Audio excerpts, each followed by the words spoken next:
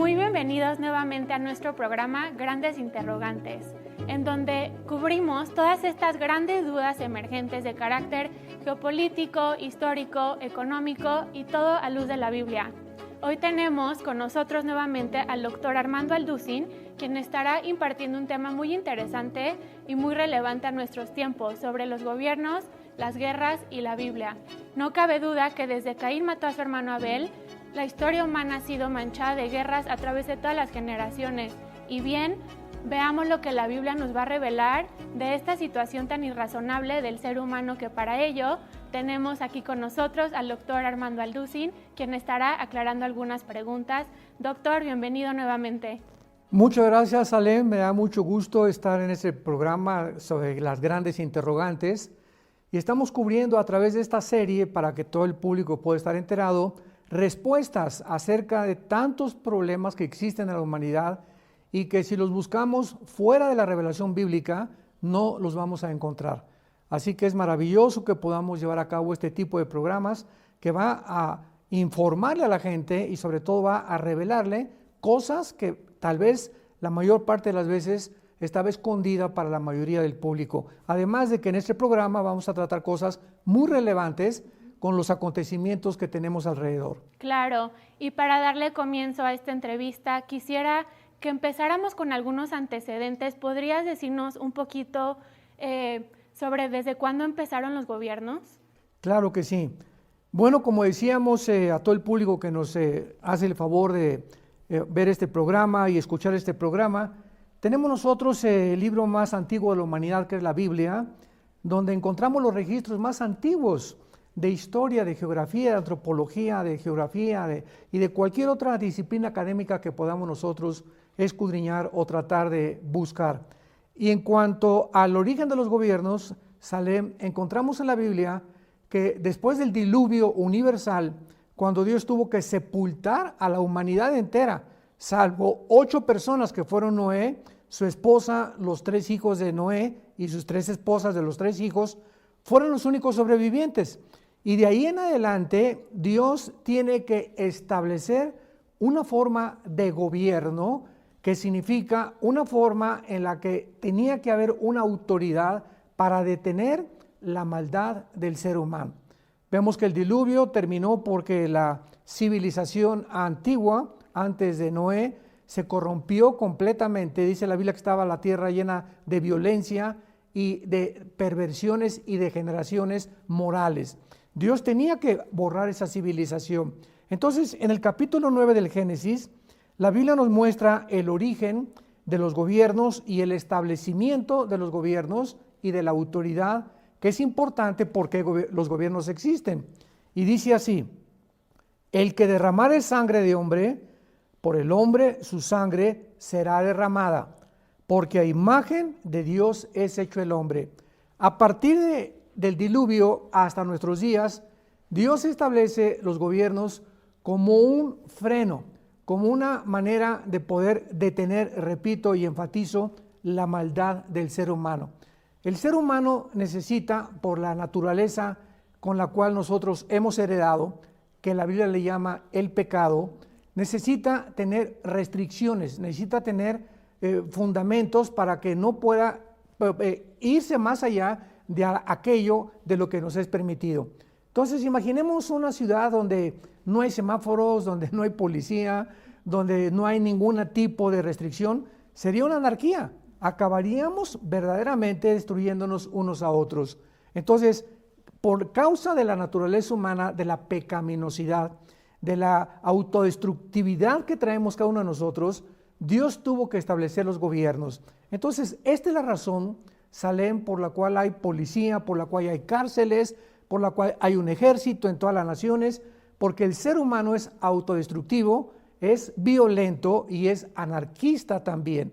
Entonces, esta es la razón por la cual Dios tuvo que establecer los gobiernos y existen desde los tiempos después del diluvio, para hacer de una forma más clara.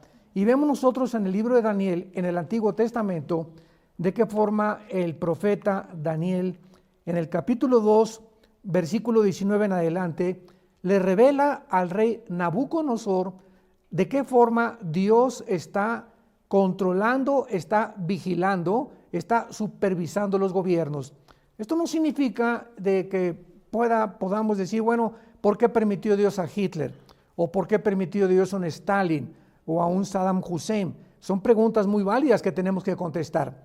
Y Daniel, cuando Dios le revela el secreto de una visión que tuvo el rey Nabucodonosor, nos orienta con estas palabras de tanta sabiduría. Y dice así: entonces el secreto fue revelado a Daniel en visión de noche, por lo cual bendijo Daniel al Dios del cielo, y Daniel habló y dijo: sea bendito el nombre de Dios de siglos en siglos, porque suyos son el poder y la sabiduría.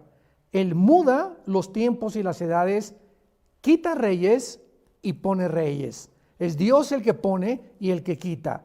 Da la sabiduría a los sabios y el conocimiento a los entendidos.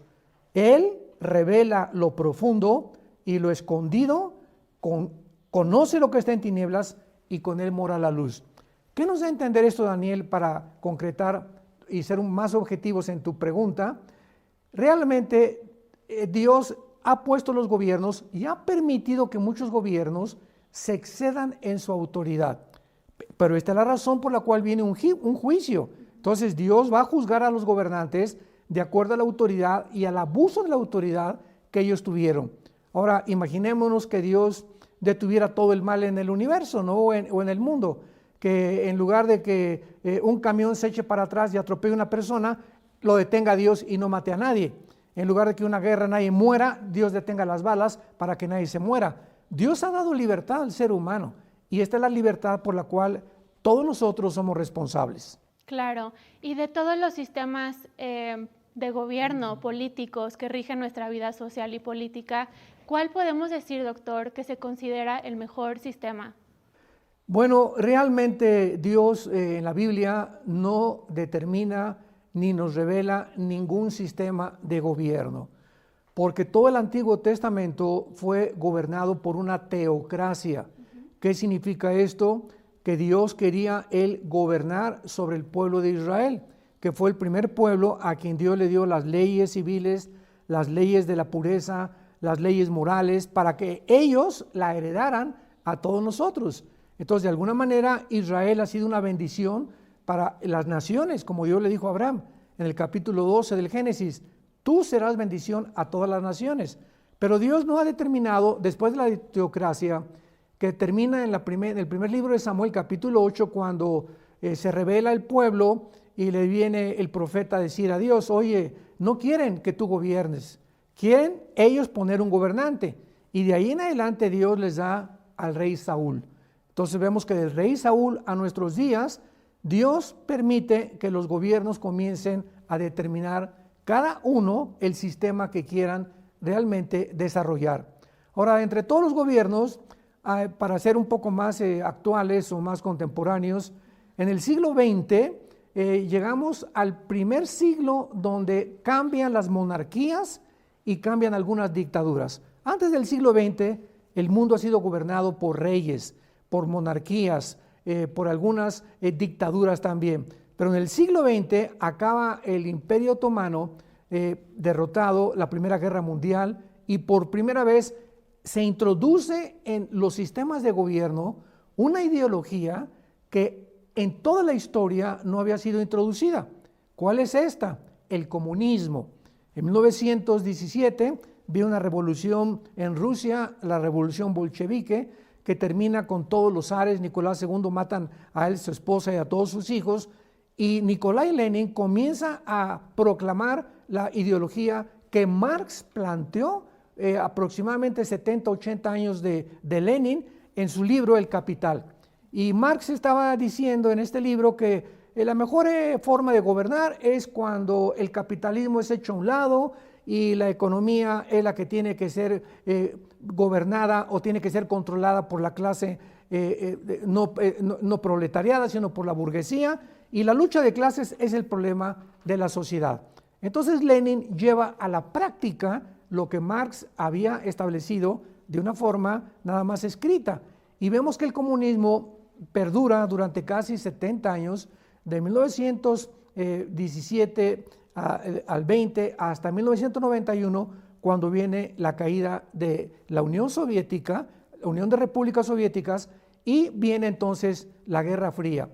Pero la Guerra Fría, que termina claramente con la revolución del comunismo, vemos que después de la Segunda Guerra Mundial, Estados Unidos ganó la guerra. Entonces se introdujo el capitalismo y el Estado del Derecho para que los gobernantes pudieran seguir el ejemplo o el modelo de los Estados Unidos de Norteamérica. Entonces todo el siglo XX, la mayor parte de las naciones dijeron, Estados Unidos es el modelo a seguir, y comenzaron a seguir el modelo del capitalismo, porque es hasta este momento el sistema de gobierno que más funcionó. Pero al llegar al siglo XXI se vuelve otra vez a regresar con la caída del comunismo. Putin levanta otra vez el comunismo y se está estableciendo el comunismo por todos lados. Entonces, los cristianos tenemos que someternos a nuestros gobernantes, que lo vamos a ver más adelante, pero no hay un sistema de gobierno que la Biblia pueda realmente decir que es el mejor. ¿Por qué? Porque no es ni tampoco las monarquías, ni las dictaduras, ni el comunismo, ni el capitalismo, ni las democracias. Ningún sistema de gobierno humano es perfecto. Entonces, por esta imperfección que hablamos al principio que tenemos, Dios no puede recomendar ningún sistema. Entonces, tenemos simplemente los cristianos que someternos al sistema de gobierno donde cada uno de nosotros estamos viviendo de la forma que vamos a abordar más adelante para poder agradar a Dios. Claro, doctor, me parece muy interesante también la mezcla que existe hoy en día.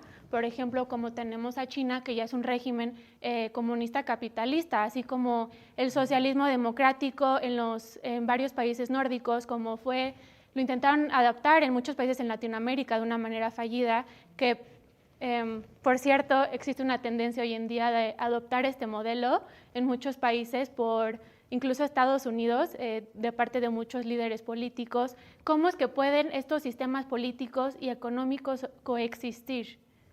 Bueno, precisamente porque hemos llegado a un punto en la historia, Salem, en la que ningún sistema ha funcionado.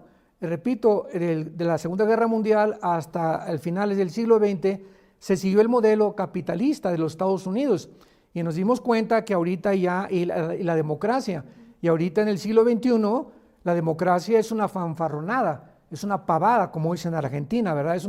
Es una farsa, porque todos los gobiernos que actualmente se autodenominan democráticos, realmente no son democráticos. Hay un robo de votos impresionante. La democracia verdadera es demos pueblo, kratos, gobierno, el pueblo gobierna, el pueblo debe gobernar al gobierno y no el gobierno al pueblo, y no ha funcionado. Entonces todos los gobiernos ante nuestros ojos se están derribando. Entonces ahora vemos el absurdo en China que acabas de mencionar. ¿Cómo puede un gobierno comunista ser al mismo tiempo capitalista o democrático? No, es absurdo. Entonces hay una mezcla ahorita, una ensalada verdaderamente de sistemas y de ideologías, porque ninguno ha funcionado, desgraciadamente, insisto, por la característica que tenemos nosotros hereditaria de la imperfección humana. Sí, estoy muy de acuerdo. Y volviendo un poquito a nuestro tema central, ¿qué nos dice la Biblia al respecto de obedecer a nuestras autoridades? ¿Nosotros como cristianos debemos siempre obedecer a nuestro gobierno? Hay un pasaje muy importante en el libro de Romanos que el apóstol Pablo escribió hace 2000 años, que nos da muchísima luz acerca de la importancia de la obediencia a las autoridades y de la obligación que las autoridades tienen para con nosotros los ciudadanos.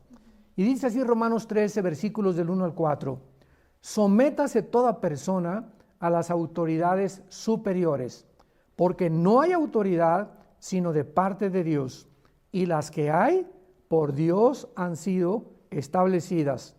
De modo que quien se opone o resiste a la autoridad, a lo establecido por Dios resiste, y los que resisten acarrean condenación para sí mismos.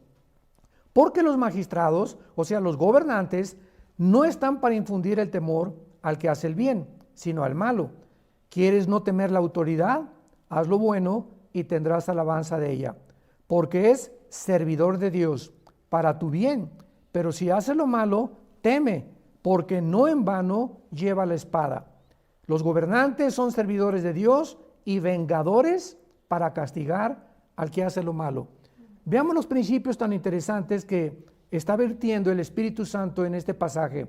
En primer lugar, lo que iniciamos al principio de nuestra entrevista, debemos someternos a las autoridades porque las autoridades han sido establecidas por Dios. Ya vimos por qué Dios tuvo que establecer una autoridad, o sea, los gobiernos, porque somos anárquicos por naturaleza y queremos rebelarnos ante todo, entonces tiene que haber a fuerza policía, tiene que haber el uso de la fuerza, desgraciadamente, que muchas veces la policía, el ejército tiene que usar por la pecaminosidad y la maldad del ser humano. Entonces, en un colegio tiene que haber un director. Imaginémonos en un colegio que no haya un director o una autoridad sobre los niños. Sería, ¿verdad? Sería que Reino Aventura o Disneylandia se querían chiquitos. Entonces tiene que haber en la escuela una autoridad, tiene que haber autoridades en la universidad, tiene que haber autoridades en una fábrica, en una empresa, en una oficina, en un gobierno, en la iglesia. En todos lados encontramos autoridad. Vamos en la calle y un hombre con un uniforme de policía nos dice, párate, y al ver el uniforme nos paramos, porque ese uniforme representa autoridad. Entonces, todas las autoridades que hay en el mundo tienen el propósito de detener la maldad. Y dice más adelante que los magistrados no están para infundir el temor al que hace el bien. O sea, aquí está hablando el apóstol Pablo del Estado de Derecho. Los gobernantes no están para asustarnos ni para infundirnos miedo del gobierno, que es lo que produce un gobierno autoritario y totalitario, o los famosos gobiernos comunistas, sino que los gobernantes están puestos para protegernos a nosotros, los ciudadanos, infundir temor al malo y saber que si el malo hace algo va a ser castigado. Pero cuando en un gobierno, el gobierno no respeta el Estado de Derecho ni castiga a los malos, entonces el mal crece.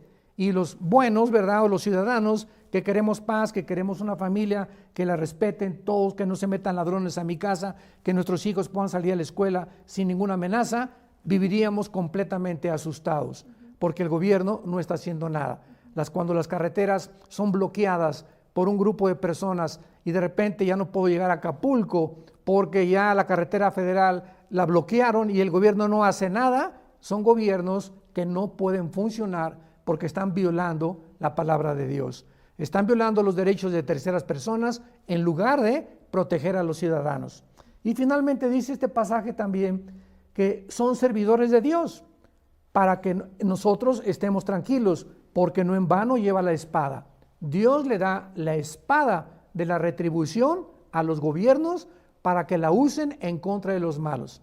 Por eso es importante que un delincuente sea castigado y que los delitos que haya cometido sean proporcionados a lo que él cometió y que el gobierno no le dé a un violador, por ejemplo, 5 años de cárcel o 10 años de cárcel, ¿verdad? Un violador, sobre todo de criaturas menores de edad, por lo menos 30, 40, 50 años, porque de acuerdo al delito tiene que ser la proporción del castigo. Entonces, esta es la razón, Salem, por la cual Dios ha establecido también las autoridades.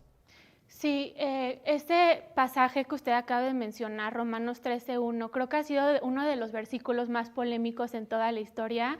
Ha sido utilizado en la corte por apologistas incluso, y creo que está en el mismo pueblo de Hitler en Alemania y en la Revolución Americana, para justificar la obediencia y la lealtad a los gobiernos y a las políticas gubernamentales. Me da mucho gusto ahorita que mencionó también y que aclaró el pasaje en cuanto a la sujeción, porque mucha gente se pregunta, ¿y qué hay de los gobiernos totalitarios y autoritarios? Esto significa que Dios instituyó a un Hitler, un Stalin, un Saddam Hussein, al mismo emperador Nero en la antigua Roma, que fue responsable de persecuciones.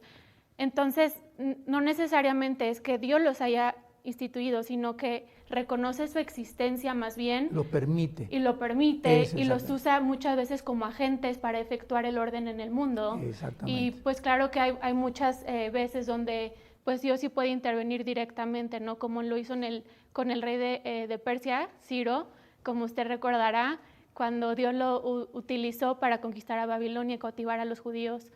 Entonces creo que es muy importante que usted haya aclarado este punto. Y creo que también quería mencionar la palabra que es muy clave en someterse en este versículo, que puede diferenciar un poquito a la palabra obediencia.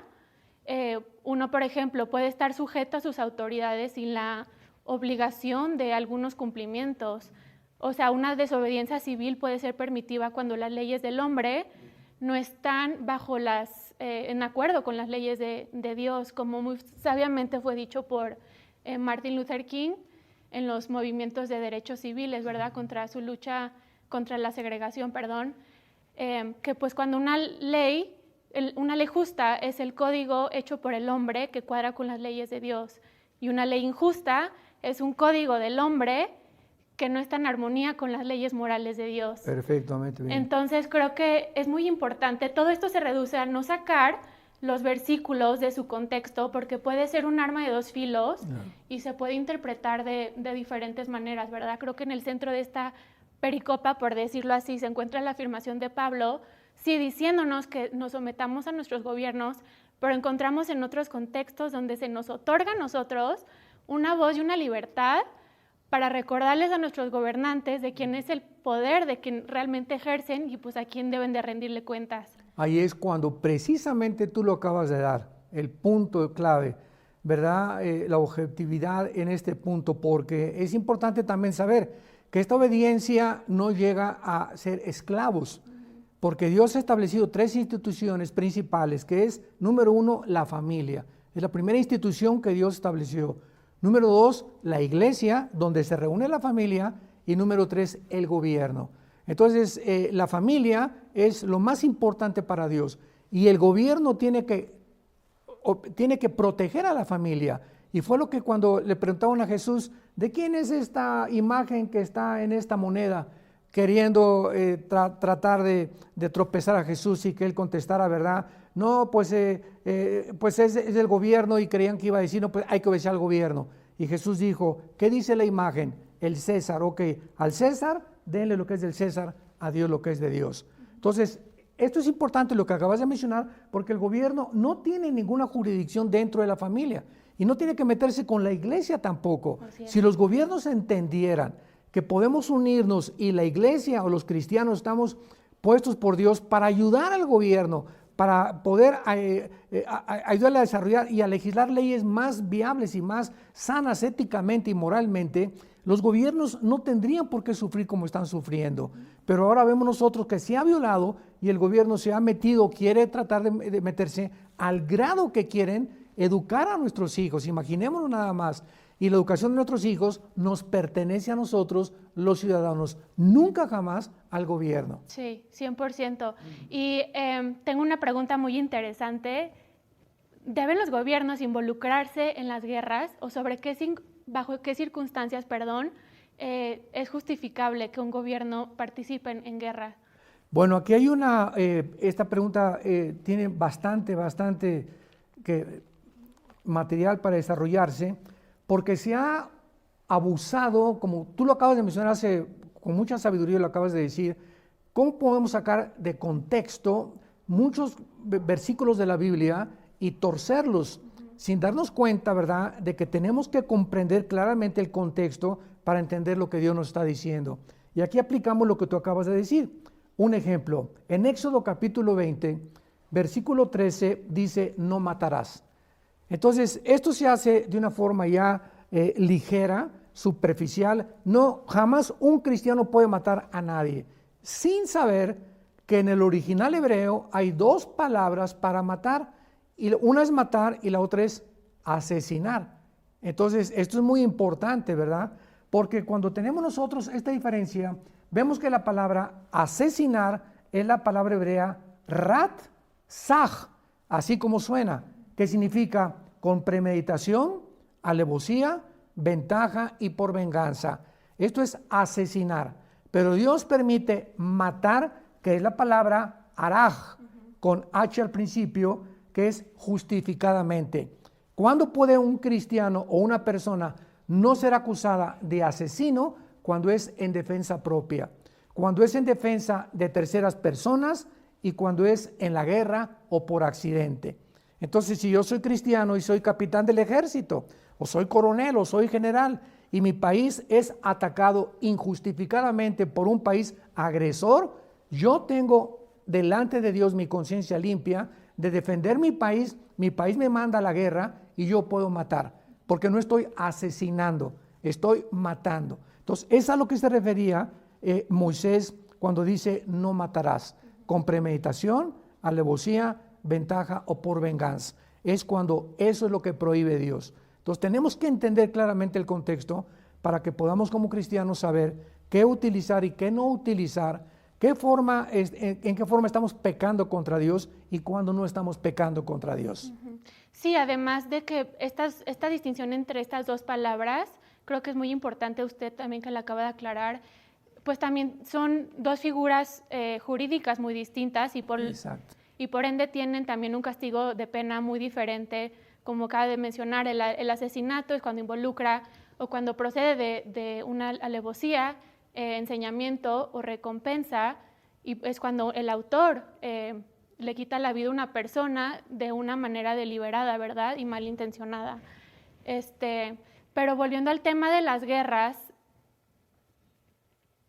que se justifican cuando tienen un suficiente peso moral, se podría decir así, porque hay diferentes razones por cuales los países entran en guerras, ya sea por ocupar territorio, como lo estamos viendo actualmente en Rusia con Ucrania, por acceder o controlar recursos,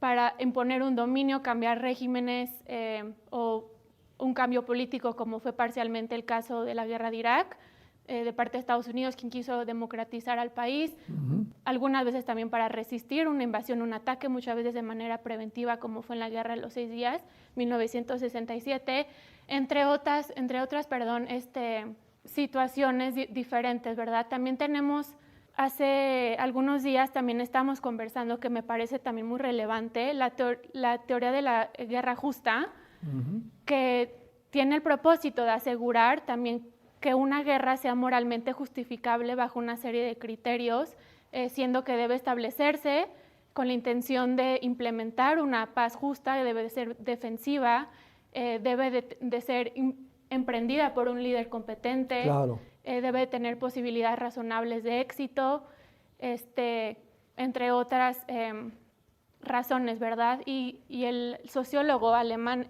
Hans Paers, que creo que usted también está familiarizado con él, trabajó en la Primera Guerra con Estados Unidos.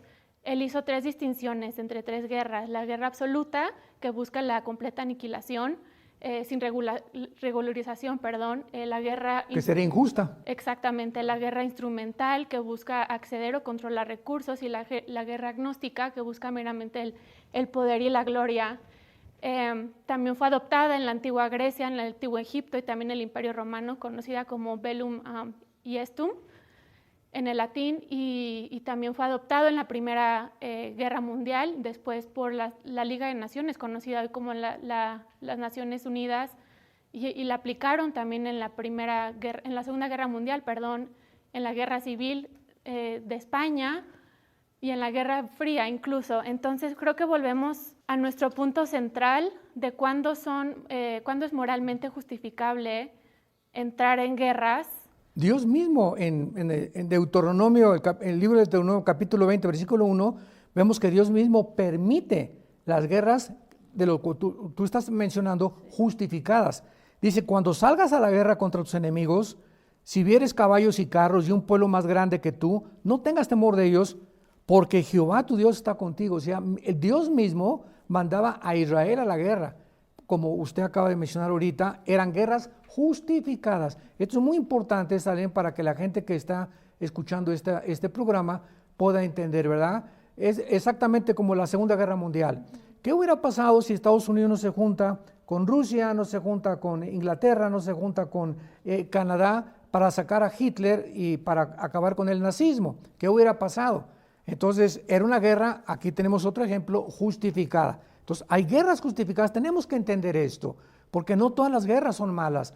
Por la naturaleza humana y la pecaminosidad, tiene que haber guerras donde países tienen que enviar a sus soldados para poder detener la maldad de otros dictadores. Claro, y creo que también la Biblia o no sé usted si nos puede responder, si hay algunas indicaciones. Llevamos aproximadamente 77 años de paz internacional desde la Segunda Guerra Mundial. ¿Qué nos dice la Biblia de una posible tercera guerra mundial próximamente? Y está el mundo de la proliferación nuclear, que contamos actualmente con 9 países, me parece, con armas nucleares. ¿Está aumentando esto las posibilidades de guerra? Definitivamente, Jesús dijo claramente en Mateo 24, hablando de las señales que habría en la última generación.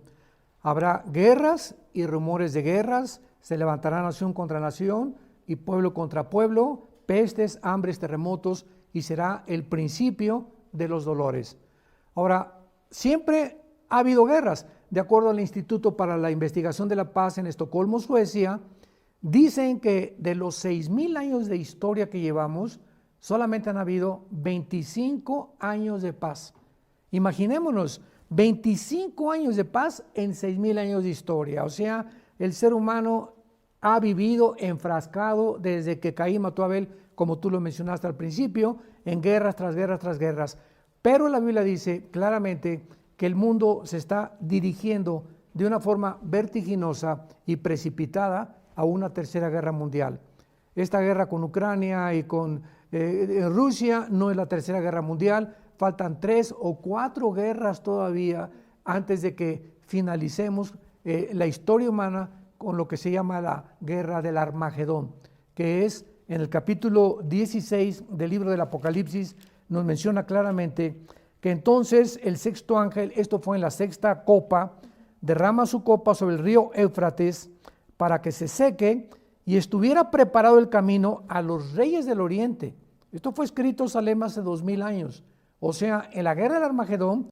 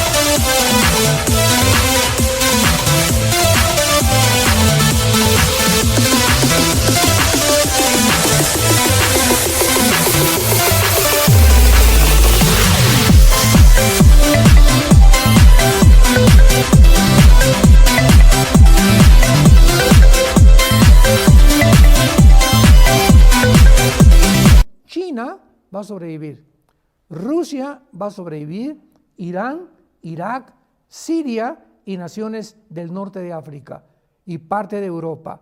Cuando el anticristo surja y levante la última confederación de naciones, estas son las naciones que van a sobrevivir antes de la venida de Jesucristo, de la segunda venida de Jesucristo. Entonces la tercera guerra mundial, todavía nosotros no vamos a estar aquí, gracias a Dios, ¿verdad? Pero se llama la batalla del Armagedón. Pues muchas gracias, doctor, por todas estas clarificaciones de estas grandes dudas.